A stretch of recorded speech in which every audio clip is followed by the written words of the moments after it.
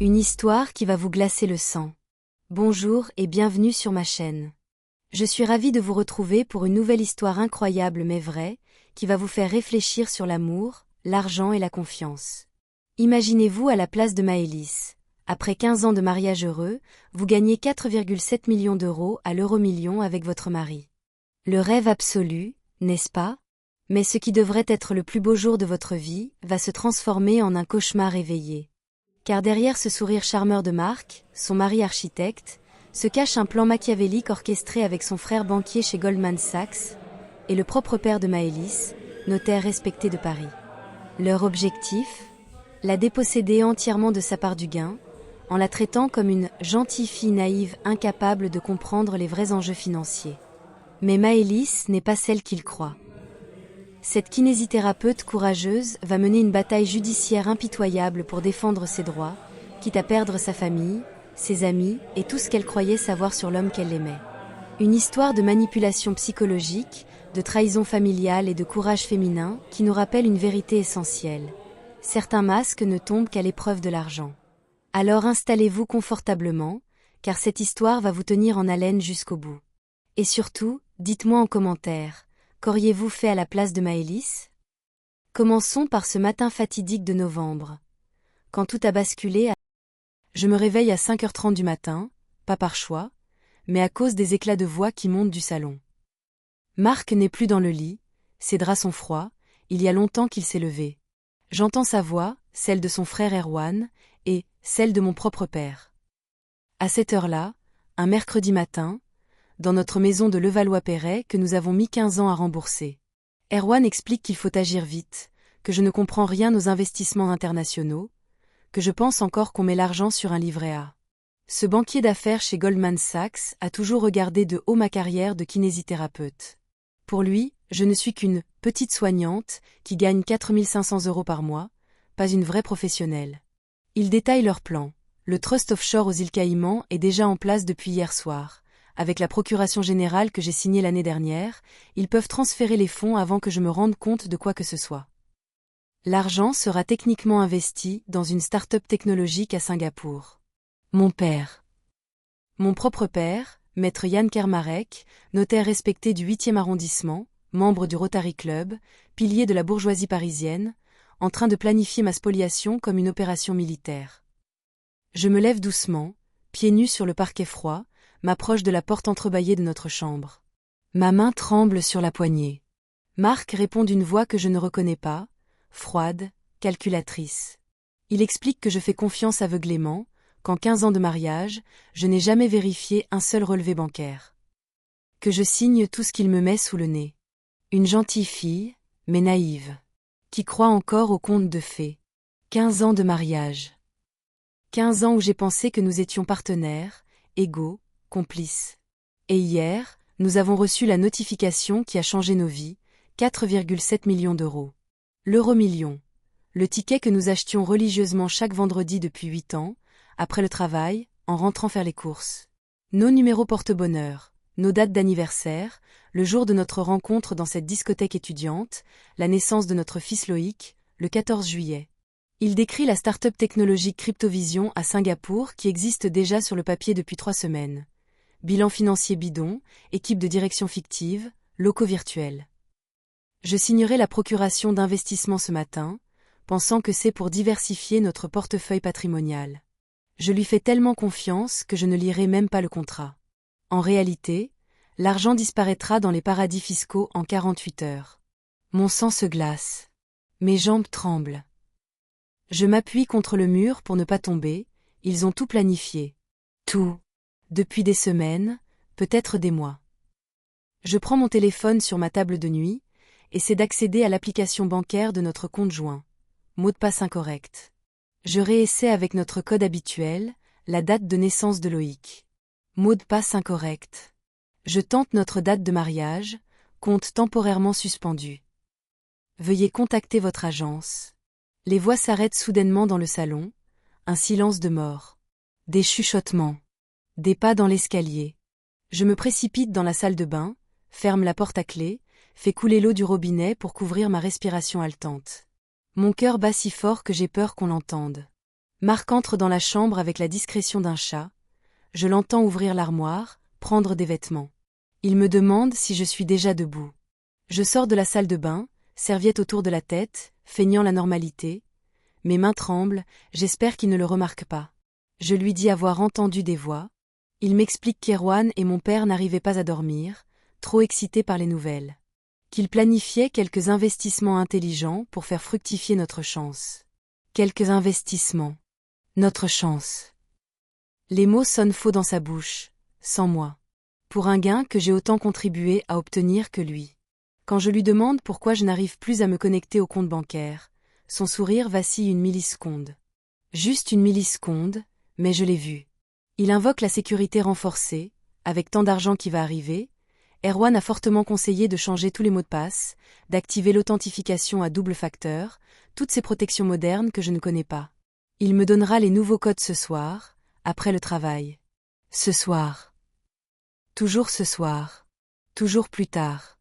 Après que les investissements soient faits, j'imagine. Après que l'argent ait disparu dans leur montage financier. Je lui rappelle que c'est notre argent, que j'ai le droit de savoir ce qui se passe. Il s'approche, me prend dans ses bras avec cette tendresse calculée que je commence à reconnaître. Il m'assure que bien sûr, mais que ce n'est pas mon domaine. Que je dois laisser les spécialistes s'en occuper. Erwan gère des millions tous les jours, mon père connaît tous les aspects légaux. Moi, je suis excellente avec mes patients, mais la finance internationale. C'est compliqué. Mon Dieu, mais quelle condescendance. 15 ans qu'il me traite comme une enfant incapable de comprendre les vraies affaires. Ce matin-là, je ne vais pas au cabinet de kinésithérapie. J'appelle ma secrétaire Nolwenn, prétexte une grippe soudaine. Marc part au bureau, son cabinet d'architecte dans le 17e où il gagne confortablement 8 000 € par mois, mais apparemment pas assez pour satisfaire ses nouvelles ambitions de grand financier.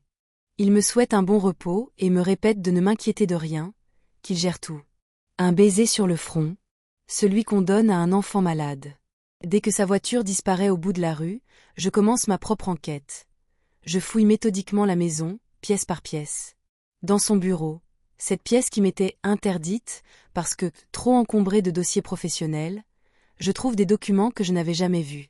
Cette procuration générale, signée de ma main il y a exactement 13 mois, lors de l'achat de notre maison de vacances en Normandie. Marc avait dit que c'était une simple formalité administrative pour accélérer la transaction immobilière. Que c'était juste pour qu'il puisse signer à ma place si j'étais en déplacement professionnel. Je relis ce document avec des yeux d'adulte. Cette procuration me donne des sueurs froides. Elle autorise à effectuer toute opération bancaire, financière, immobilière ou patrimoniale en mon nom, sans limite de montant ni de durée. Je photographie tout avec mon téléphone. Contrat mystérieux avec des sociétés offshore, relevé bancaire partiel de compte que je ne connaissais pas, note manuscrite d'Erwan mentionnant des structures d'optimisation fiscale avancées et des transferts de liquidités vers des juridictions favorables. Dans un tiroir fermé à clé, dont je trouve la clé cachée derrière une photo de notre mariage, ironie du sort, je découvre un dossier complet marqué « Projet Eurovision, confidentiel ». À l'intérieur, le plan détaillé de mon dépossession. Calendrier précis, étape légale, répartition finale des fonds. Mon nom n'apparaît nulle part dans la colonne « Bénéficiaires ».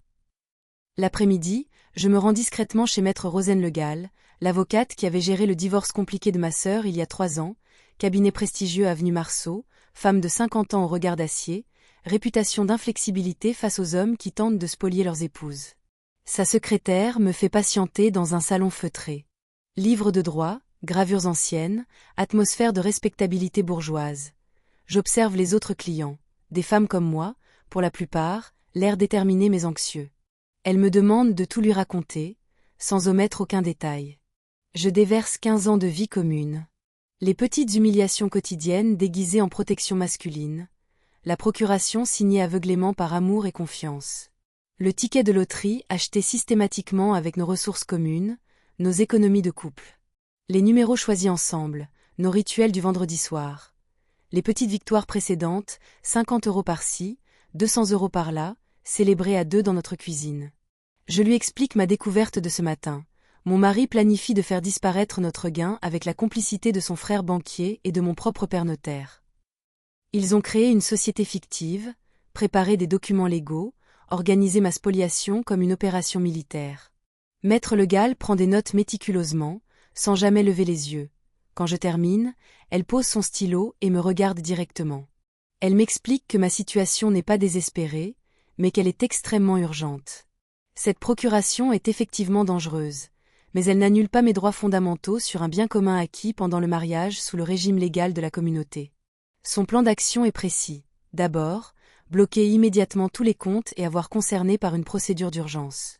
Ensuite, prouver l'origine commune du gain par tous les moyens légaux. J'ai 8 ans de relevés bancaires détaillés. Toujours prélevés automatiquement sur notre compte joint, le même jour, la même heure, le même montant. J'ai aussi des témoins qui peuvent confirmer ma participation active au choix des numéros. Le buraliste de la rue Voltaire, M. Kemener, qui nous connaît depuis des années.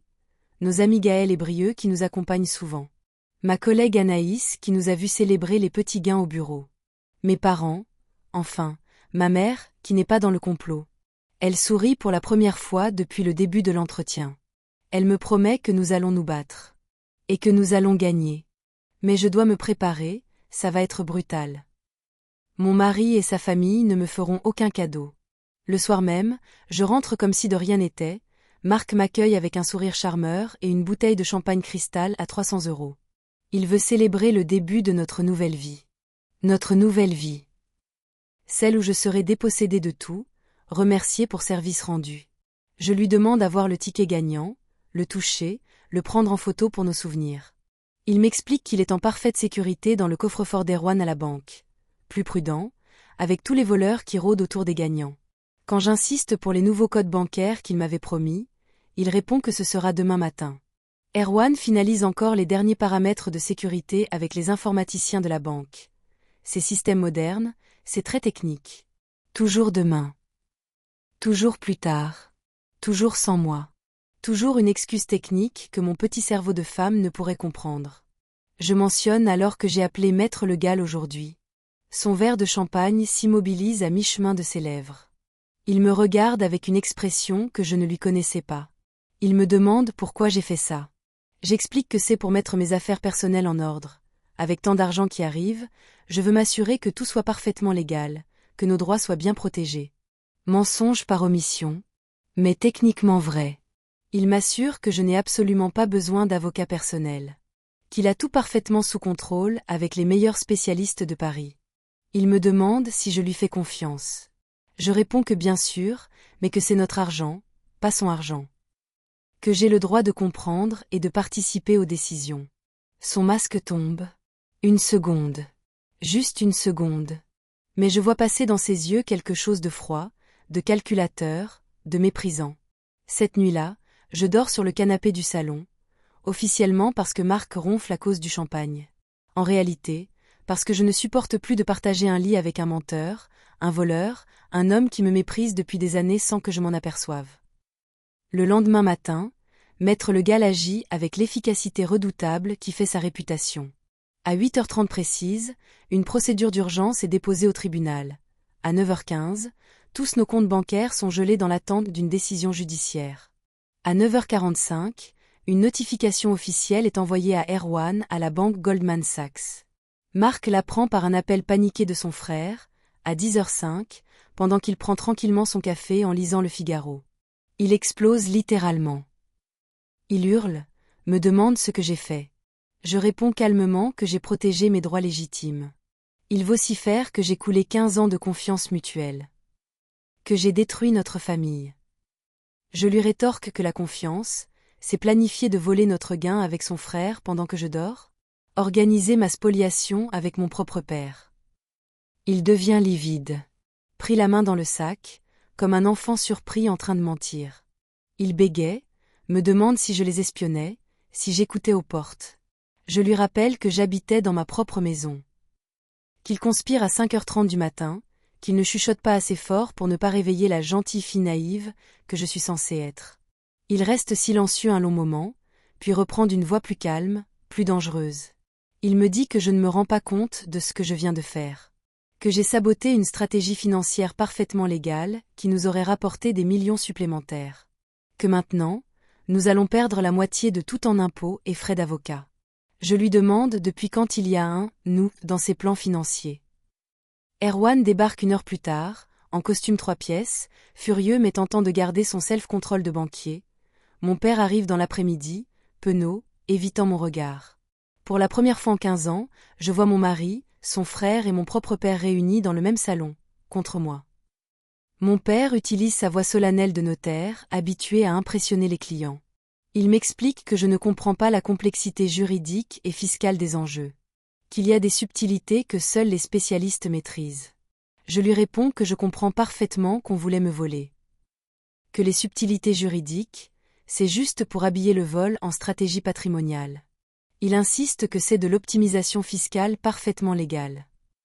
Qu'ils auraient pu économiser plus d'1 million d'euros d'impôts. Je rétorque qu'en me dépossédant totalement de mes droits. Que c'est du vol déguisé en optimisation. Erwan abandonne toute politesse. Sa vraie nature de requin financier apparaît. Il m'accuse d'avoir saboté une opération financière d'envergure internationale. Que maintenant, tout le monde va perdre de l'argent en frais d'avocat, impôts, pénalités et retards. Je lui demande si par « tout le monde », il entend seulement eux trois qui comptaient se partager le magot. Marc tente une dernière manœuvre de charme, celle qui marchait si bien pendant 15 ans. Il me supplie d'arranger tout ça discrètement, de retirer ma plainte ridicule, de lui faire confiance comme je l'ai toujours fait. Il me promet solennellement que nous prendrons désormais toutes les décisions importantes ensemble, en couple uni. Je lui réponds que ces promesses, comme celle du mariage devant monsieur le maire, dans la richesse et la pauvreté, dans la joie et la peine. Apparemment, la richesse était trop compliquée à partager avec sa femme. Les semaines suivantes ressemblent à un film de guerre psychologique. D'un côté, Marc avec un avocat hors de prix engagé par Erwan, maître Gwenaël Bleuzan, spécialiste des divorces de millionnaires, 800 € de l'heure. De l'autre, moi avec maître Legal, méthodique et implacable comme une machine de guerre juridique. Marc déménage chez Erwan dans son appartement du 16e arrondissement, près du Trocadéro. Moi, je reste dans notre maison avec Loïc, notre fils de 12 ans, qui comprend que ses parents se disputent à cause de l'argent, mais ne saisit pas encore l'ampleur du désastre familial. Les preuves s'accumulent en ma faveur jour après jour. 8 ans de relevés bancaires détaillés montrant les achats hebdomadaires automatiques sur notre compte joint, toujours le vendredi à 17h30, toujours le même montant de 5 €, témoignages écrits de nos amis Gaël et Brieux, confirmant que nous choisissions toujours les numéros ensemble, qu'ils nous avaient vu des dizaines de fois discuter de nos numéros porte-bonheur. Photos extraites de nos comptes Facebook et Instagram de nos célébrations communes des petits gains précédents, 50 € en 2019, 200 € en 2021, 75 € l'année dernière. Mais Marc contre-attaque vicieusement, utilisant toutes les armes psychologiques à sa disposition. Il fait courir le bruit dans notre cercle social que je suis devenue complètement folle à cause de l'argent. Il prétend auprès de nos amis communs que je menace la sécurité financière et psychologique de notre famille par mon obstination maladive.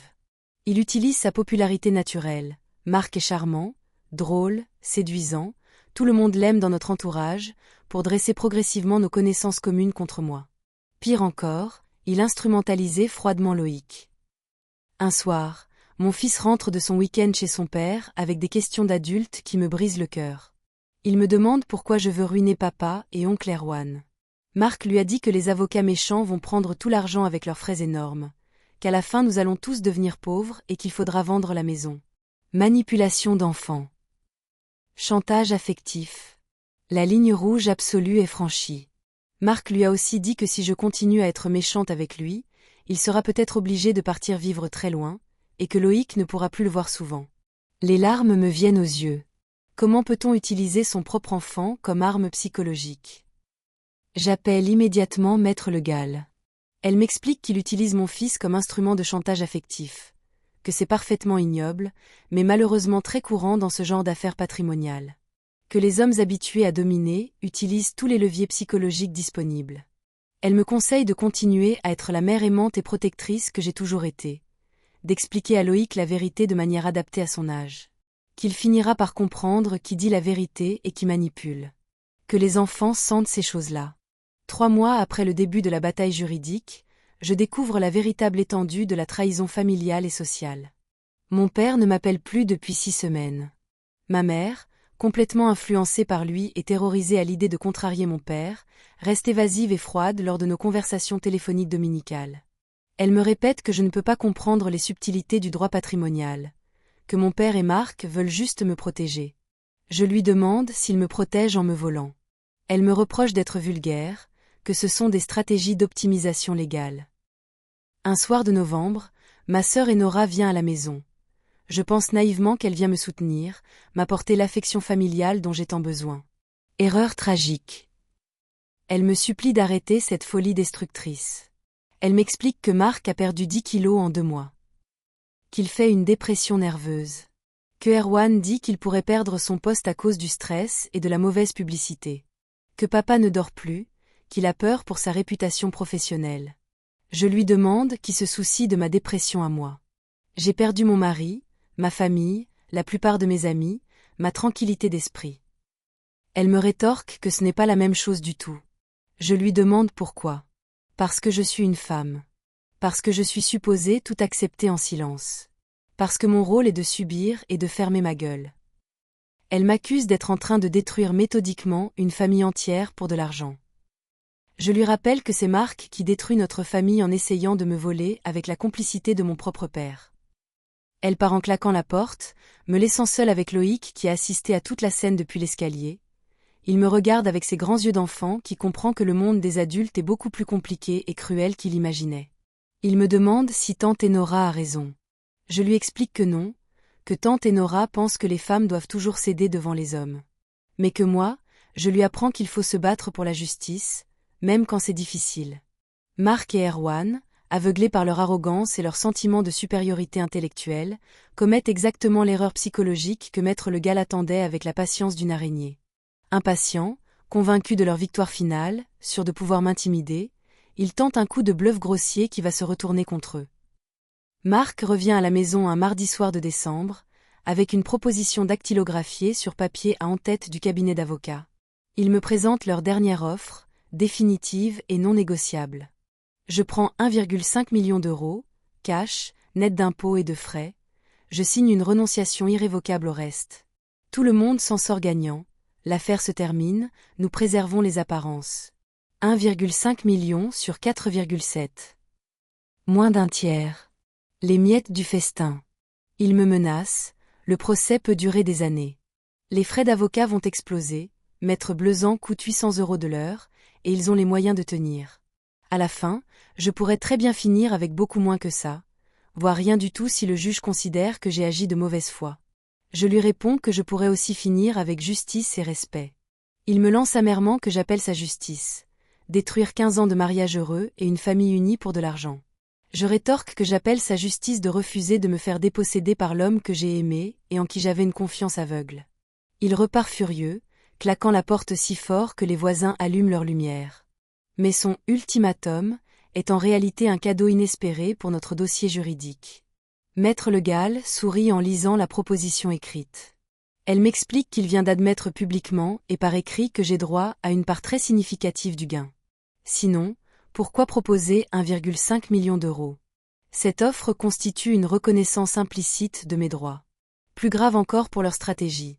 Erwan, grisé par l'argent et persuadé de son impunité, poste sur son compte Instagram des photos de lui aux Bahamas dans un resort de luxe, avec la légende « Quand on sait investir intelligemment, la vie est un rêve permanent ». Le voyage aux Bahamas est intégralement payé avec l'argent du gain, en plein procès, en pleine procédure judiciaire. Maître Le Gall remarque avec satisfaction qu'ils se comportent déjà comme s'ils avaient définitivement gagné. C'est exactement le type d'erreur psychologique qui retourne un jury contre eux. Chaque dépense somptuaire, chaque photo de luxe renforce notre position. L'enquête approfondie, menée par les détectives privés, engagés par Maître Le Gall, révèle l'ampleur véritable de la conspiration. Marc, Erwan et mon père ont passé des mois à préparer minutieusement ma spoliation. La société Cryptovision à Singapour existe bel et bien sur le papier, avec des statuts déposés, des comptes bancaires ouverts, une adresse prestigieuse dans le quartier d'affaires. Mais l'enquête révèle que les dirigeants officiels sont des prête-noms, que les locaux sont virtuels, que l'activité commerciale est inexistante. Plus accablant encore, nous découvrons que Marc a commencé à transférer discrètement de l'argent vers des comptes offshore dès le lendemain du gain, avant même que je sois au courant de la procédure judiciaire. Seuls mes recours d'urgence ont permis de bloquer les transferts. Les relevés bancaires détaillés montrent aussi que Marc a immédiatement commencé à dépenser notre argent sans me consulter. 15 000 € chez le concessionnaire Mercedes pour réserver une voiture de luxe, 8 000 € chez Cartier pour une montre, 12 000 € de frais dans des restaurants étoilés avec Erwan et des partenaires d'affaires. Maître Le Gall résume. Mon mari et ses complices ont agi comme si cet argent leur appartenait exclusivement dès la première seconde. Chaque dépense, chaque transfert, chaque décision prise sans me consulter renforce notre démonstration. Pendant ce temps, moi, je continue à vivre exactement comme avant. Même maison, même voiture, même train de vie modeste. Je travaille toujours à temps plein dans mon cabinet de kinésithérapie, je m'occupe de Loïc, je paie les factures courantes avec mon salaire habituel. Maître Le Gall m'explique que ce contraste de comportement joue énormément en ma faveur. J'incarne la femme responsable et droite, eux incarnent la cupidité masculine. Le procès a lieu un mardi de mai, au tribunal de grande instance de Paris, dans une salle solennelle aux boiseries sombres et haut au plafond. J'arrive tôt avec Maître Le Gall, vêtu sobrement d'un tailleur bleu marine. Marc est déjà là, entouré d'Erwan en costume 3 pièces Armani et de ses 2 avocats en costume sur mesure qui coûtent probablement plus cher que ma voiture. Mon père est présent au fond de la salle, l'air sombre, évitant soigneusement mon regard. Ma mère n'est pas venue, trop perturbée par cette situation familiale. La juge, Madame Gwen Riwallon, femme imposante de 60 ans au regard perçant qui en a vu d'autres, ouvre la séance avec la solennité habituelle. Affaire Cadoret contre Cadoret. Litige patrimonial concernant un gain de loterie de 4,7 millions d'euros. L'avocat de Marc, Maître Bleuzan, plaide en premier pendant plus d'1 heure. Contrat de mariage sous le régime de la séparation de biens, gestion financière rationnelle et responsable par le mari architecte diplômé, complexité des enjeux fiscaux au-delà de la compréhension d'une kinésithérapeute. Il me présente comme une femme dépassée par l'ampleur des enjeux financiers, qui fait du chantage affectif et judiciaire, pour obtenir plus que ce que sa contribution réelle justifierait. Sexisme juridique à peine déguisé. L'argument implicite. Les femmes ne comprennent rien à l'argent, laissons les hommes s'en occuper. Maître Le Gall se lève pour répondre, et son contre-plaidoyer est un modèle de précision chirurgicale. Elle projette sur grand écran les relevés bancaires, 8 ans d'achats hebdomadaires automatiques, toujours prélevés sur notre compte joint commun, jamais sur un compte personnel. Elle explique à la présidente du tribunal que le ticket gagnant a été acquis systématiquement, semaine après semaine, année après année, avec des ressources communes du couple. Que les numéros étaient choisis conjointement par les 2 époux, comme en témoignent plusieurs personnes crédibles. Que les célébrations des gains précédents, 50 €, 200 €, 75 €, étaient systématiquement partagées par le couple. Elle présente ensuite la parade de témoins que nous avons soigneusement préparée. D'abord Monsieur Kemener, le buraliste de la rue Voltaire, petit homme sympathique de 60 ans qui nous connaît depuis des années. Il témoigne que Marc et moi venions tous les vendredis vers 17h30, que nous discutions toujours de nos numéros. Que je voulais mettre les dates de famille, que Marc préférait certains numéros au hasard. Que nous négocions, nous rions. Que c'était un couple uni qui rêvait ensemble. Puis Gaël et Brieux, nos amis de longue date, ils témoignent que nous leur avons souvent expliqué notre système de numéros porte-bonheur. Que nous leur disions qu'un jour, nous gagnerions gros et que nous les inviterions tous aux Maldives. Que c'était notre projet de couple. Enfin Anaïs, ma collègue kinésithérapeute. Elle témoigne que je lui ai montré plusieurs fois les petits gains que nous avions faits ensemble. 50 € en 2019, 200 € en 2021. Que j'étais fière de notre méthode. Que je disais, Marc et moi, on va finir par décrocher le gros lot. Maître Le Gall continue en haussant le ton. Elle explique que Marc et ses complices, car il faut bien parler de complicité, ont tenté de faire disparaître ces fonds par des montages financiers opaques et internationaux, dans mon dos complet. Elle projette les documents trouvés dans le bureau de Marc, les notes manuscrites d'Erwan sur les structures offshore optimisées, les statuts de la société fictive Cryptovision, les bordereaux de transfert vers les paradis fiscaux. Cette tentative de dissimulation révèle la conscience qu'avaient les défendeurs du caractère illégitime de leur appropriation. L'avocat de Marc tente désespérément un contre-feu, mais ses arguments sonnent de plus en plus creux face à l'accumulation de preuves. Il parle d'optimisation fiscale parfaitement légale, de gestion patrimoniale responsable, de protection des intérêts familiaux. La juge Riwallon l'interrompt sèchement. Elle lui demande s'il appelle « gestion patrimoniale responsable » le fait de dissimuler à son épouse des manœuvres financières majeures la concernant directement. S'il appelle « protection des intérêts familiaux » le fait d'exclure totalement l'un des parents de la gestion d'un bien commun. Puis vient le moment que j'appréhendais et espérais à la fois, mon interrogatoire direct par la juge. Elle me demande de confirmer ma participation personnelle et régulière au choix des numéros gagnants. Je réponds que oui, chaque vendredi soir depuis 8 ans, nous choisissions ensemble nos numéros dans la cuisine. Que c'était notre rituel de couple. Elle me demande si j'avais connaissance des projets de transfert financier de mon époux. Je réponds absolument pas. Que j'ai découvert le complot en les entendant conspirer à 5 heures du matin dans notre salon. Elle me demande ce que je ressentais en découvrant ces manœuvres. Je marque une pause, cherche mes mots. Toute la salle est silencieuse. Je réponds, de la trahison absolue. 15 ans de mariage, 15 ans de confiance, 15 ans à croire que nous étions partenaires égaux, pour découvrir que mon mari me considérait comme une enfant incapable qu'il fallait écarter des vraies décisions. Autour de Marc, maintenant. La juge lui pose des questions directes, impitoyables. Elle lui demande de confirmer que le ticket a été payé sur notre compte bancaire joint. Marc hésite, regarde ses avocats. Il finit par répondre oui. Elle lui demande de confirmer qu'il a tenté de transférer ses fonds sans m'en informer préalablement. Nouveau silence. Plus long. Plus lourd. Il finit par répondre oui. Elle lui demande de confirmer qu'il a modifié les codes d'accès bancaire sans m'en informer. Il tente de justifier que c'était temporaire, pour la sécurité. Elle insiste, oui ou non. Il répond oui. La juge consulte longuement ses notes, puis lève les yeux vers nous.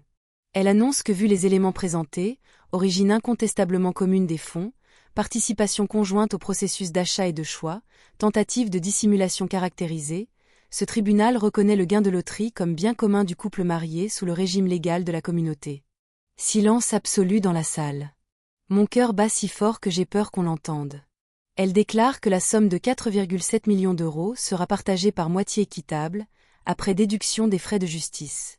Que chaque partie recevra approximativement 2,2 millions d'euros. Le marteau frappe. Justice. Dans le couloir du tribunal, c'est l'effondrement du camp adverse. Erwan devient livide, se prend la tête dans les mains. Mon père baisse honteusement les yeux, incapable de me regarder. Marc reste figé, comme s'il ne réalisait pas encore ce qui venait de se passer. Il murmure que 15 ans de mariage ont été détruits pour de l'argent. Je lui réponds que non. Que 15 ans de mariage ont été détruits par son mépris et sa cupidité. Maître Le Gall me serre chaleureusement la main. Elle me félicite et dit que j'ai montré un courage remarquable. Je la remercie pour tout, elle m'a redonné confiance en la justice. Elle me répond que non, que c'est moi qui lui ai rappelé pourquoi elle a choisi ce métier. Protéger les faibles contre les puissants, les honnêtes gens contre les manipulateurs. Mais la victoire judiciaire n'est que le début. Les mois suivants vont révéler les vraies conséquences humaines de cette bataille. 6 mois après le jugement, je commence une nouvelle vie. J'ai quitté notre maison de Levallois-Perret, trop chargée de souvenirs douloureux, pour un bel appartement dans le 15e arrondissement avec Loïc. Mon cabinet de kinésithérapie prospère. J'ai engagé 2 collègues et nous pensons ouvrir un second centre. Loïc va mieux. Il comprend progressivement que sa mère s'est battue pour la justice, pas pour l'argent. Les enfants ont cette capacité remarquable à sentir qui dit la vérité. Un soir, je croise Marc par hasard dans un restaurant du 7e arrondissement. Il dîne seul, semble fatigué, vieilli. Je suis avec Kylian, le kinésithérapeute sportif qui a rejoint mon équipe il y a 6 mois. Notre relation professionnelle est devenue naturellement personnelle, dans la transparence et le respect mutuel. Marc me salue, demande comment va Loïc. Je réponds qu'il va bien, qu'il s'adapte à notre nouvelle vie. Il me demande des nouvelles de mon cabinet. J'explique que nous avons ouvert un second centre à Boulogne, que nous embauchons encore. Il semble vouloir dire quelque chose d'important, hésite longuement. Il finit par me présenter ses excuses. Pour tout, pour les mensonges, les manipulations, le mépris. Je lui réponds que c'est du passé. Il me demande si nous pourrions, pour le bien de Loïc, essayer d'avoir des relations apaisées. Je le regarde longuement. Je vois l'homme que j'ai aimé pendant 15 ans, mais je vois aussi l'homme qui a essayé de me déposséder, qui a manipulé notre fils, qui a monté ma propre famille contre moi. Je lui explique que certaines trahisons laissent des cicatrices définitives. Que nous serons toujours les parents de Loïc, que nous devons coopérer pour son bien. Mais que nous ne serons jamais plus amis, et encore moins complices. Il acquiesce tristement et s'éloigne. Je le regarde partir avec un mélange de mélancolie et de soulagement. 1 an après le procès, je reçois un appel inattendu d'Erwan. Depuis notre victoire, il a perdu son poste chez Goldman Sachs. Les banques n'aiment pas les employés impliqués dans des affaires judiciaires douteuses et traversent une période difficile. Il me demande si nous pouvons nous voir, qu'il a des choses importantes à me dire. Nous nous retrouvons dans un café discret près de République. Erwan a maigri, semble anxieux. Il me révèle des détails sur la conspiration que je ne connaissais pas. Le plan était encore plus élaboré que je ne l'imaginais. Ils avaient prévu de me faire signer d'autres documents, me dépossédant progressivement de tous mes droits. Marc devait demander le divorce dans 6 mois, en invoquant mon instabilité psychologique face à l'argent. Il m'explique qu'ils avaient prévu de documenter des crises que Marc aurait provoquées, de me faire passer pour une femme déséquilibrée par la richesse soudaine. Que le divorce m'aurait laissé avec presque rien. Je reste silencieuse, abasourdie par tant de cynisme calculé. Je lui demande pourquoi il me dit ça maintenant. Il m'explique qu'il a perdu son travail, sa réputation, et que sa propre femme menace de le quitter. Qu'il réalise qu'ils ont été des salauds complets. Je lui demande si Marc était d'accord avec ce plan. Il me révèle que c'était son idée. Que lui et mon père ont tout imaginé ensemble. Ces révélations me glacent le sang, mais m'apportent aussi une confirmation, j'ai eu raison de me battre. Aujourd'hui, 2 ans après notre victoire au tribunal, ma vie a complètement changé. Mon groupe de cabinet de kinésithérapie emploie 15 personnes dans 4 centres. Loïc, maintenant 14 ans, passe un week-end sur 2 chez son père, mais nos relations se sont définitivement apaisées. Il est fier de sa mère qui s'est battue pour ses droits. Kylian et moi nous sommes mariés l'été dernier, dans l'intimité. Mariage d'égalité, compte partagé, décision commune, transparence totale, respect mutuel. Loïc l'adore et l'appelle Kylian le Juste. Mon père a fini par venir s'excuser, comprenant qu'il avait trahi sa propre fille pour des considérations financières sordides. Ma mère m'a demandé pardon pour son silence complice. Ma sœur et Nora restent encore distantes, mais les blessures cicatrisent lentement. L'argent de la loterie? J'en ai utilisé une partie pour développer mes cabinets, créer des emplois, offrir des soins de qualité. Une autre partie finance les études de Loïc et constitue son patrimoine futur. Le reste est intelligemment placé, en toute transparence avec Kylian. Mais surtout, cet argent m'a permis d'acheter quelque chose qui n'a pas de prix, le respect de moi-même. L'autre jour, en passant devant le bureau de tabac de M. Kemener, je me suis arrêtée le saluer. Il m'a souri, avec cette complicité chaleureuse que nous avons développée. Il me taquine. Alors ma belle, toujours pas de ticket aujourd'hui?